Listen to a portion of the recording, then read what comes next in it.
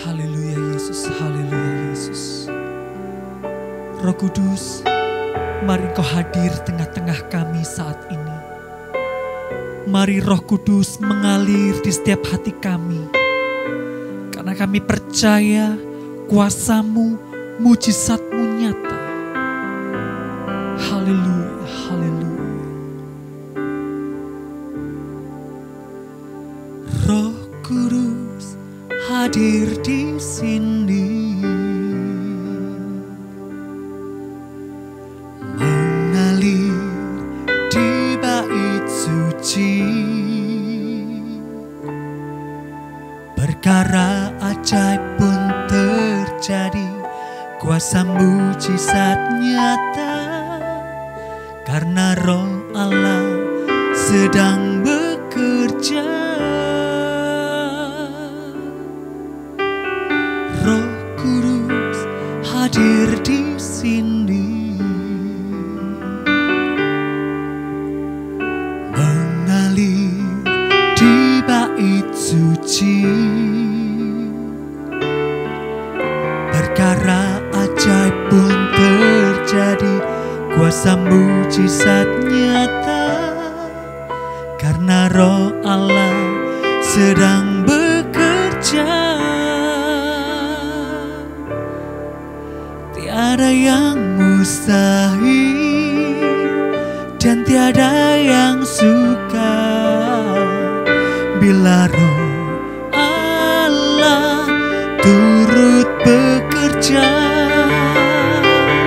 Tiada yang mustahil bagi orang percaya bila Roh Allah turut bekerja. Tiada yang mustahil dan tiada yang sukar bila Roh Allah turut bekerja. Tiada yang mustahil bagi orang percaya bila Roh Allah turut bekerja di antara kita.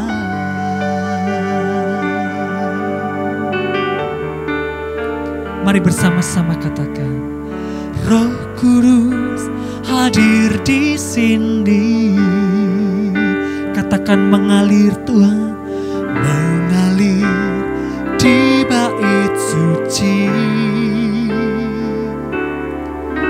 Perkara ajaib pun terjadi, kuasa mujizat nyata, karena Roh Allah sedang bekerja.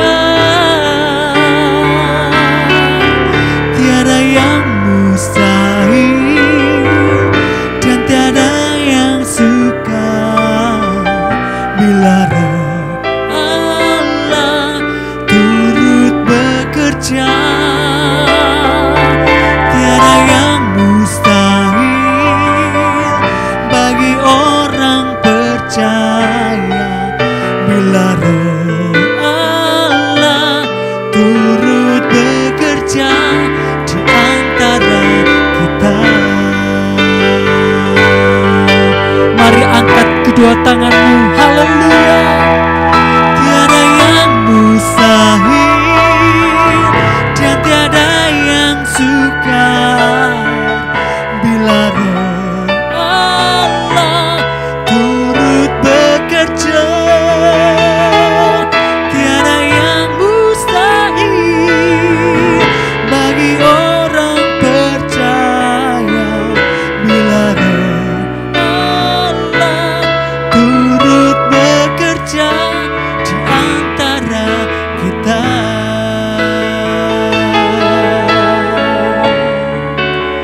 Di antara kita.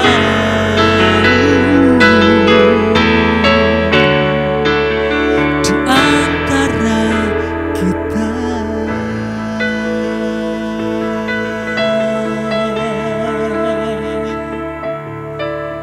Haleluya Yesus, haleluya Yesus. Puji nama Tuhan, Saat ini kita akan mendengarkan kebenaran firman Tuhan yang akan disampaikan oleh hambanya Bapak Pendeta Doni Tatimu. Waktu dan tempat, saya persilakan. Shalom, satu sukacita untuk bisa berjumpa dengan Anda walaupun secara online Jemaat Betani Sanggakala untuk memberitakan satu kebenaran firman Tuhan. Mari sebelum mulai saya undang kita untuk satu dalam doa. Mari kita berdoa. Bapa kami dalam sorga, dalam nama Tuhan Yesus, satu sukacita untuk datang kepadamu, merenungkan setiap firman-Mu, sama seperti Daud berkata, satu hal yang kurindukan ialah ada dalam hadirat Tuhan, ada dalam bait Tuhan, menikmati setiap firman, kuasa, perkataan dalam hidup kami. Terima kasih Tuhan, bekerjalah di tengah-tengah kami, memberkati Jemaat Betani Sanggakala dengan kelimpahan dari firman Allah itu sendiri. Dalam nama Tuhan Yesus Kristus kami sudah berdoa, haleluya, amin. Jemaat Betani Sanggakala, saya mau mencoba untuk menyampaikan pada Anda dari Efesus pasal 5 ayat yang ke-17 sampai ayat yang ke-21. Tapi kita lihat seberapa jauh kita bisa mengcover ini semua. Efesus 5 ayat 17, Paulus selesai memberi serangkaian nasihat kepada jemaat di Efesus. Kemudian Paulus menutup dengan beberapa kesimpulan. Nah, Efesus 5:17 itu sebabnya dimulai dengan kalimat sebab itu. Jadi setelah semua nasihat dia berkata, oleh karena itu atau sebab itu. Janganlah kamu bodoh, tetapi usahakanlah supaya kamu mengerti kehendak Tuhan. Ayat 18. Dan janganlah kamu mabuk oleh anggur, karena anggur menimbulkan hawa nafsu. Tetapi hendaklah kamu penuh dengan roh. Ayat 19. Dan berkata-katalah seorang kepada yang lain dalam mazmur, kidung puji-pujian dan nyanyian rohani. Bernyanyi dan bersoraklah bagi Tuhan dengan segenap hati. Ayat 20. Ucaplah syukur senantiasa atas segala sesuatu dalam nama Tuhan kita Yesus Kristus kepada Allah dan Bapa kita. Dan rendahkanlah dirimu seorang kepada yang lain di dalam takut akan Kristus. Nah, Paulus satu kali berkata sebab itu, dan yang menarik ayat 17 dia berkata sebab apa? Dia berkata sebab itu supaya kamu jangan menjadi bodoh, janganlah kamu bodoh. Nah, saya suka kata bodoh di sana, Anda garis bawahi, dan waktu saya periksa dalam terjemahan bahasa Inggris, ternyata kata bodoh di sana tidak menggunakan kata stupid atau foolish yang memang berarti bodoh dalam bahasa Indonesia. Tetapi menariknya dalam terjemahan King James Version, kata bodoh di sana ternyata menggunakan kata unwise atau tidak bijaksana. Tepatnya unwisdom, tidak berhikmat. Jadi Paulus berkata begini, sebab itu janganlah kamu menjadi unwise, menjadi tidak bijaksana atau unwisdom, menjadi tidak berhikmat, tetapi usahakanlah supaya kamu mengerti kehendak Tuhan. Nah, Anda lihat berarti hikmat bagi Paulus tidak ada hubungannya dengan kepintaran seseorang, hikmat tidak ada hubungannya dengan kepandaian seseorang, hikmat tidak ada hubungannya dengan IQ seseorang, intelijensia seseorang, kemampuan seseorang dalam mengolah sebuah data dan informasi. Tetapi menariknya bagi Paulus, hikmat ternyata dihubungkan dengan kemampuan seseorang untuk mengerti kehendak Tuhan di dalam hidupnya. Sekali lagi ya, Paulus berkata, janganlah kamu menjadi tidak berhikmat, tetapi kemudian dia berkata, usahakanlah supaya kamu memahami kehendak Tuhan. Jadi hikmat tidak ada hubungannya dengan kepintaran seseorang. Sebab ada orang pintar tetapi tidak berhikmat, tidak bijaksana. Ada orang pandai tetapi tidak berhikmat, tidak bijaksana. Hikmat bagi Paulus ternyata tidak dihubungkan dengan kepintaran seseorang. Hikmat tidak dihubungkan dengan kepandaian seseorang, tapi hikmat selalu dihubungkan dengan kemampuan orang itu untuk memahami kehendak Tuhan dalam kehidupannya. Mari saya ajak Anda lihat Kolose pasal 1. Ini bukan satu-satunya tempat di mana mana Paulus menghubungkan antara hikmat dan kehendak Allah. Tetapi dalam Kolose 1 ayat 9 kita temukan sekali lagi, dan perhatikan apa yang Paulus katakan. Kolose 1 ayat 9 dia berkata, sebab itu sejak waktu kami mendengarnya, Kolose 1 ayat 9, kami tiada berhenti-henti berdoa untuk kamu. Kemudian Paulus berkata, kami meminta supaya kamu menerima segala hikmat, supaya kamu menerima segala hikmat dan pengertian yang benar. Perhatikan dia berkata, untuk apa hikmat itu? Supaya kita pintar, supaya kita pandai, supaya kita mudah mengerti. Dia berkata tidak, tetapi hikmat dan pengertian yang benar ada untuk mengetahui kehendak Tuhan dengan sempurna. Sekali lagi, Paulus menghubungkan sama seperti Efesus 5:17, Paulus menghubungkan antara hikmat bukan dengan kepintaran seseorang, bukan dengan kepandaian seseorang, tetapi dengan kemampuan orang itu untuk mengerti kehendak Tuhan dalam hidupnya. Waktu awal-awal masuki pandemi, banyak orang bertanya, apa ini? Dari siapa ini? Apakah dari setan? Apakah dari Tuhan? Apakah kesalahan manusia? Apa yang harus saya perbuat? Anda lihat, ketika kita memasuki sesuatu yang baru, ketika kita memasuki sesuatu yang tidak kita kenal, sesuatu yang tidak kita ketahui, sesuatu yang belum pernah kita mengalami sebelumnya, baru di situ kita perlu sadar betapa perlunya yang disebut hikmat. Apa maunya Tuhan dalam hidup saya hari ini?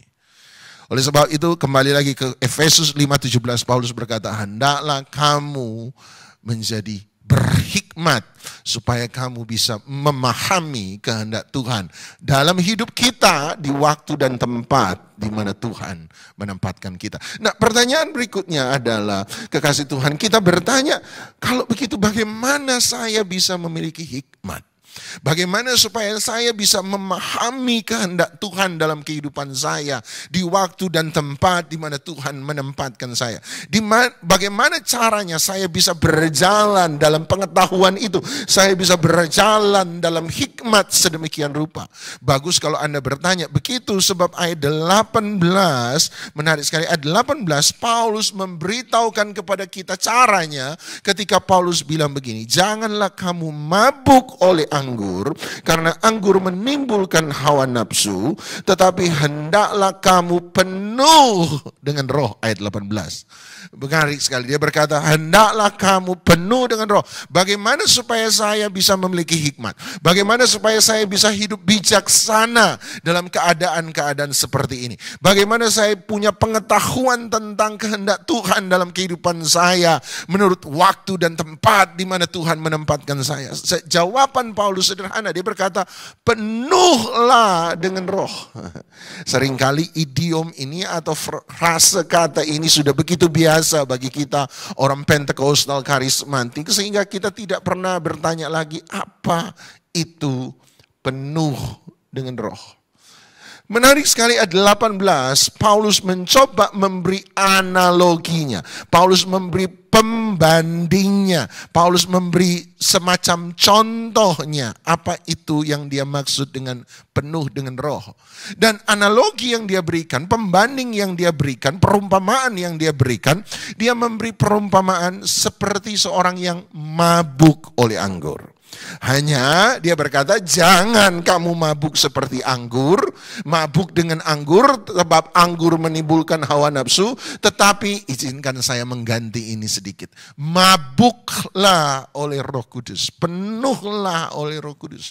Oleh sebab itu, untuk memahami apa yang Paulus maksudkan dengan penuh oleh Roh dalam Efesus 5:18, mari lebih dahulu kita mendefinisikan arti dari mabuk anggur dulu. Izinkan saya memberi definisinya, izinkan saya memberi arti saya tentang orang yang mabuk oleh anggur. Siapa yang mabuk oleh anggur? Orang yang mabuk oleh anggur adalah mereka yang kehilangan kewarasannya. Mereka yang kehilangan pikiran sehatnya, mereka yang kehilangan kewaspadaannya, mereka yang kehilangan pengendalian dirinya, mereka yang kehilangan keinginannya, mereka yang kehilangan kehendaknya. Sebab pikiran sehat, kewarasan, kewaspadaan, agendanya, keinginannya, kehendaknya, pengendalian dirinya, sekarang semua sudah dikendalikan oleh alkohol yang ada dalam anggur. Semoga Anda setuju dengan saya. Sekali lagi, apa itu mabuk oleh anggur? Bagi saya mabuk oleh anggur berarti seseorang kehilangan kewarasannya, seseorang kehilangan pikiran sehatnya, seseorang kehilangan pengendalian dirinya, seseorang kehilangan keinginan kehendak pribadinya. Sebab semua itu, pikiran sehat, kewarasan, kewaspadaan, pengendalian diri, keinginan kehendaknya, dikendalikan oleh alkohol yang ada dalam anggur. Kalau begitu, apa arti penuh oleh roh atau mabuk oleh roh? Jawaban saya sederhana, berarti kita meletakkan, kita menanggalkan pikiran sehat kita, kewarasan kita, kewaspadaan kita, kehendak kita, keinginan kita, agenda kita, dan meletakkan itu semua untuk dikendalikan oleh Roh Kudus. Semoga Anda setuju sekali lagi. Jadi ketika Paulus bicara tentang penuh dengan roh, yang ada dalam pemikiran Paulus, saya percaya adalah Paulus bicara tentang keadaan seseorang di mana seluruh kehidupannya dikendalikan oleh Roh Kudus. Nah, menarik dalam Lukas pasal 4 ayat yang pertama, Lukas pasal 4 ayat 1, Lukas memberi sedikit gambaran, Lukas menggambarkan keadaan seseorang yang dipenuhi oleh Roh Kudus, kalau saya bisa bilang. Sebab dalam Lukas 4 ayat 1 ketika Yesus selesai dibaptis, Yesus dipenuhi oleh Roh Kudus. Lukas 4 ayat 1, tiba-tiba Lukas berkata, menggambarkan keadaan Yesus yang penuh dengan Roh Kudus. Dia berkata begini, Yesus yang penuh oleh Roh Kudus. Kata penuh di sana, fill, punya Roh Kudus. Ada Roh Kudus di dalam dia. Nah, hari ini saya percaya ada Roh Kudus di dalam Anda. Amin. Ada Roh Kudus di dalam Anda. Kenapa? Sebab kalau Roh Kudus tidak ada di dalam Anda, tidak mungkin Anda mengalami pengalaman pertobatan. Sebab Tuhan Yesus sendiri berkata dalam Injil Yohanes bahwa Roh Kudus itulah yang menginsafkan kita akan dosa. Kalau Anda mengalami pengalaman pertobatan, Anda sadar akan dosa-dosa Anda, itu berarti Roh Kudus ada di dalam Anda, bekerja di dalam Anda. Yang setuju katakan amin. Kemudian saya percaya bahwa Roh Kudus ada di dalam Anda, sebab Paulus berkata Roh Kudus di dalam kita lah yang membuat kita bisa mengakui Dia Bapa. Sebab Roh Kudus di dalam kita lah yang berseru, ya Aba, ya Bapa. Bahkan Paulus berkata kita tidak akan pernah bisa mengaku Yesus adalah Tuhan kalau Roh Kudus tidak bekerja dalam kita. Kalau hari ini Anda bisa memuji Tuhan, Anda mengaku bahwa Yesus Tuhan, Anda berkata Tuhanku Yesus Kristus, berarti Roh Kudus ada di dalam Anda. Bisa bilang amin. Roh Kudus ada dalam Anda. Saya percaya Anda punya Roh Kudus. Tetapi punya Roh Kudus, penuh Roh Kudus. Kemudian Pak Lukas berkata begini, Yesus yang penuh dengan Roh Kudus kembali dari sungai Yordan, lalu led by the Spirit, dibawa oleh Roh Kudus, dituntun oleh Roh Kudus, dipimpin Roh Kudus. Lukas membedakan antara keadaan penuh atau punya Roh Kudus dengan keadaan dipimpin. Nah, oleh sebab itu Anda punya Roh Kudus. Saya mengaku Yesus Tuhan. Amin. Ada Roh Kudus ada dalam Anda. Tetapi pertanyaannya adalah apakah Anda dipimpin oleh Roh Kudus? Saya sudah bertobat, saya sudah ada karya Roh Kudus keselamatan dalam kehidupan saya. Saya sudah terima mungkin baptisan Roh Kudus, Anda berbahasa Roh, Anda punya karunia-karunia Roh. Tapi kemudian kenapa hidupmu masih nggak benar? Ya, jawabannya sederhana. Sebab punya Roh Kudus dan dipimpin Roh Kudus adalah dua hal yang berbeda. Kata dipimpin oleh Roh Kudus oleh Paulus dalam Galatia pasal 6. Paulus berkata, hendaklah kamu hidup dalam roh, bahasa Inggrisnya bagus sekali. Walk with the Spirit. Berjalan bersama-sama dengan Roh Kudus. Artinya dituntun Roh Kudus, dipimpin oleh Roh Kudus, diarahkan oleh Roh Kudus. Maka engkau akan punya yang namanya buah roh.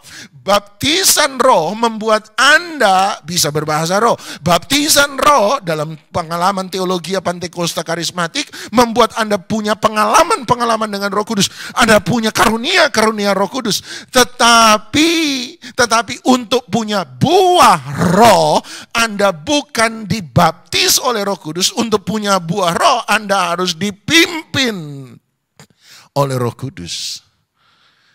Ketika Paulus bicara Efesus 5:18, biarlah kamu penuh dengan roh. Yang dimaksud oleh Paulus bukanlah punya pengalaman dengan Roh Kudus dalam kelahiran baru, tetapi yang Paulus maksudkan adalah dipimpin, diarahkan. Seluruh kehidupan kita sekarang dituntun oleh Dia sepenuhnya. Baru Lukas 4 ayat yang ke-14, Anda temukan Lukas 4 ayat 14, dalam kuasa Roh Kudus, in the power of the Holy Spirit. Kisah Rasul 1 ayat 8 bicara tentang dipenuhi oleh kuasa Roh Kudus. Jadi ada 3 hal yang berbeda. Ketika seseorang dipenuhi Roh Kudus, harusnya 1, dia punya Roh Kudus, dia dipenuhi, dia filled, punya Roh Kudus, bicara tentang karya keselamatan Roh Kudus dalam hidup seseorang. Kemudian dia dipimpin oleh Roh Kudus, di mana dia bicara tentang pengudusan seseorang, bicara tentang di mana dia dibentuk karakternya jadi sama seperti Yesus. Dan yang ketiga, Lukas 4 ayat 14, dia bicara tentang seseorang yang dipenuhi kuasa Roh Kudus. Pengalaman Kisah Rasul pasal 2, apa yang Yesus katakan dalam Kisah Rasul 1 ayat 8, dibaptis oleh Roh Kudus supaya kita jadi kesaksian yang penuh dengan kuasa.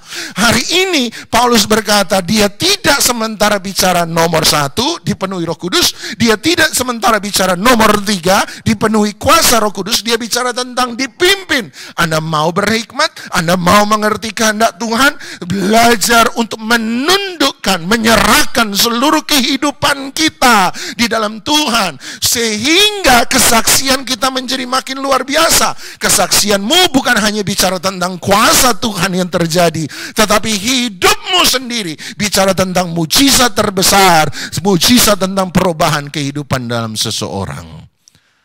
Jemaat Betani Sanggakala dimanapun Anda berada, kita baru dan akan melewati sebuah peringatan tentang Pentakosta. Tapi hari ini saya mengingatkan, biarlah Anda mengalami pengalaman lahir baru, penuh Roh Kudus, kata Lukas. Tapi Anda juga mengalami kehidupan penciptaan baru, pengudusan, di mana Anda dibentuk hidupmu karakter. Dan yang ketiga, Lukas 4:14, biarlah Anda mengalami pengalaman dipenuhi kuasa Roh Kudus untuk menjadi kesaksian yang powerful bagi siapa saja di sekitar Anda. Hari ini saya menegaskan, mengingatkan, sama seperti Paulus, Anda mau punya hikmat? Biarlah Anda belajar untuk dituntun oleh Roh Kudus. Led by the Spirit. Dipimpin oleh Roh Kudus. Sehingga hidup ini bukan cuma perbuatan kuasa, tetapi hidup ini sendiri menjadi kesaksian bagi banyak orang. Mari kita tundukkan kepala, kita datang pada Dia. Bapa kami dalam sorga, dalam nama Tuhan Yesus Kristus, satu sukacita besar bisa mengalami pengalaman-pengalaman dengan hadirat-Mu, dengan Roh Kudus. Dan kami percaya hari ini jemaat Betani Sanggakala punya Roh Kudus, punya pengalaman kelahiran baru, new creation, ciptaan baru. Tapi mereka juga mengalami pengalaman kedua, pengalaman berjalan bersama-sama dengan Roh atau dipimpin oleh Roh, sehingga mereka bisa menghasilkan buah Roh, kasih, sukacita, dan seterusnya. Tapi hamba juga berdoa, pengalaman Lukas 4 ayat 1 tidak berhenti di sana. Mereka mengalami pengalaman Lukas 4 ayat 14. Mereka dibaptis, dipenuhi oleh kuasa Roh Kudus, menjadi kesaksian yang luar biasa bagi semua orang bahwa Yesus itu Tuhan. Dan biarlah setiap lutut bertelut, setiap lidah mengaku bahwa Yesus benar-benar Tuhan. Dalam nama Tuhan Yesus Kristus kami sudah berdoa dan percaya bahwa kuasa yang sama sementara melawat setiap kami yang mendengarkan. Dalam nama Yesus, yang lemah dikuatkan, yang sakit disembuhkan, yang jatuh diangkat, yang susah dihiburkan, yang berkekurangan diberkati dalam nama Tuhan Yesus Kristus. Mari mengalami pengalaman ini. Mari mengalami pengalaman yang luar biasa ini. Pengalaman kembali lagi dipenuhi dan dibaptis oleh kuasa Roh Kudus. Dalam nama Tuhan Yesus Kristus kami sudah berdoa. Haleluya. Amin. Tuhan memberkati. Mari kita buka kedua tangan kita. Bapa, sempurnakanlah ibadah kami.